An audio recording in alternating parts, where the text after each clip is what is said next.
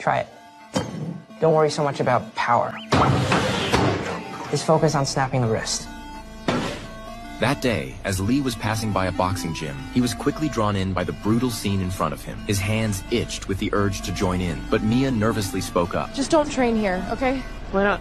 Because you can't. It turned out that Connor had been harassing Mia for a long time, and he was also the 3-time reigning karate fighting champion. That afternoon, Mia and Lee were laughing and chatting on the subway. Just then, Connor boarded the train with his lackeys and began harassing Mia. Move! Why should I? Because she asked you to.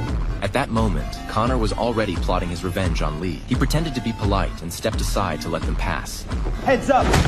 Lee!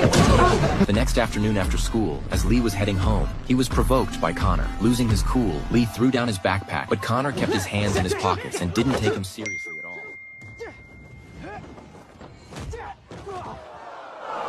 Fortunately, a teacher showed up just in time and stopped the two of them. Frustrated, Lee walked home alone. He stared at a Taekwondo tournament poster on the wall featuring Connor. At that moment, he made up his mind to take Connor down no matter what. That evening, he went to the pizza shop to ask Mia out for a ride. Unexpectedly, he ran into a group of thugs. They completely ignored Lee. It turned out Victor owed a huge amount of money. Victor, look out!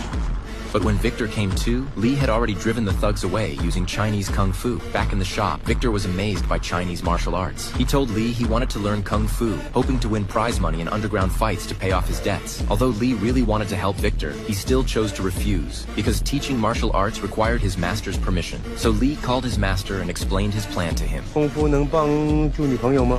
我觉得会。助人利己的事情都是好事啊。Sharing your knowledge is a good thing. Lee then immediately went to find Victor. He began teaching Victor the very first step of Kung Fu. Next, he taught him the classic Chinese horse stance, Chinese Tai Chi, the Chinese Kung Fu one-inch punch. Before the match began, Lee couldn't help but confess his feelings to Victor's daughter, Mia. Oh my God.